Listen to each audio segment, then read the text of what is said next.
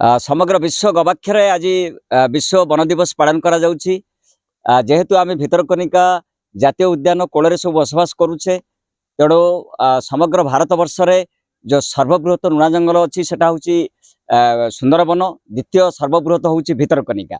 एवं 2021-22 जो रिपोर्टा एवं बाहरी वन भारतीय वन सेवा तरफ जो रिपोर्टा आसी छत्तीसगढ़, मध्य प्रदेश एवं हिमाचल प्रदेश जो लुणा जंगल अच्छी तार सबुठू अधिक 1 नंबर रही भितरकनिका।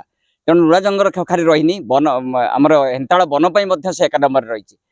तापर हूँ आउ गोटे जो समीक्षा से भितरकनिका सीमा को छाड़ी जो जो जंगल सृष्टि कराई से भितरकनिका 1 नंबर रही। तेणु भितरकनिका प्रकृतिर वरदान, एथिरे कई दिमत हबार ना। तेणु प्रकृति राणी तार सजई देछि तार कोଳରେ केवल खाली लुणा जंगल ना, विरल बौला कुम्भीर अच्छा जोटा विश्व विदित। एवं भितरकनिका सीमा सरहद को लगी जोटा बंगोपसागर भितर जोटा गहिरी मथा अच्छी जोटा अलिब्रिड कईच भगवान द्वितीय अवतार। तेणु ये समस्त सब भितरकनिका सहित जोड़ी होती।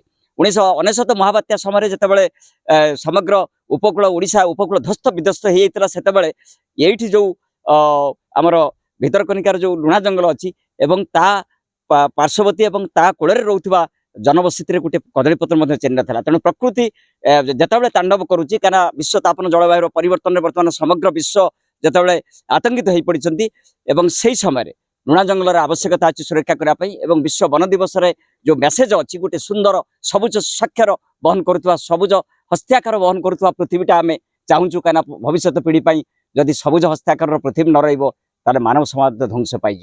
आज 21 मार्च आमर वर्ल्ड फॉरेस्ट डे ताको लेकिन आज गोटे डिस्ट्रिक्ट लेवल आमर फंक्शन आयोजित कराई डांगवा ठारे। से प्रोग्राम रे आमे लोकल जो आमर स्कूल अच्छा पिला आमे नहीं गोटे रैली कराई माने जो परिवेश अच्छी जंगल अच्छी ता विषय माने अवेयरनेस करने को आम चेष्टा करूँ। आज जो प्रोग्राम है ता भितर आमर सब डिविजनल लेवल रे किछि अवार्ड आमर स्टेट लेवल टू दिया जाउछि। से अवार्ड भी सुनीति पंचायत और कुजंगर इंस्टीट्यूट तांको आज दिया है। तो आज ये प्रोग्राम आज ये डांगमाल माने पूरा सम्मानित होइछि। आमर यही संबोधन रहिला पिला मानंकु कि जेहेतु ये जलवायु परिवर्तन रो समय अच्छी तो आमे वृक्ष बंचिले आमे बंचिबु। जेहेतु ये जो हेन्ताल वन अच्छी आमर केन्द्रापड़ा हो ओडिशा हो आमर कोस्टल एरिया रे माने बात्या प्रवण एरिया अच्छी तो ताकू बंचाइबाकू आमको हेन्ताल वन बहुत काम आसीबो, आमको से संरक्षण देबो तो ताकू बंचाइबाकू आमे समस्त को अनुरोध करूछु। जो हेन्ताल वन केते वर्ग किलोमीटर वृद्धि पाइछि चलित वर्ष चलित वर्ष रिपोर्ट आसी नहीं, परंतु आम हाथ में 2021 मसीह गोटे रिपोर्ट अच्छी ताकू नहीं कि पूरा ओडिशा रे हमरो 258 किलोमीटर स्क्वायर किलोमीटर एरिया हेन्ताल वन अंडर जाउछि। ता भितरे हमरो केन्द्रापड़ा अंचल रे 209 स्क्वायर किलोमीटर एरिया अच्छी। केते लोक बे जमीन दान करछि जंगल। अच्छा, आमे जो मैंग्रोव मित्र गोटे इनिशिएटिव करिछु गत वर्ष ठारू।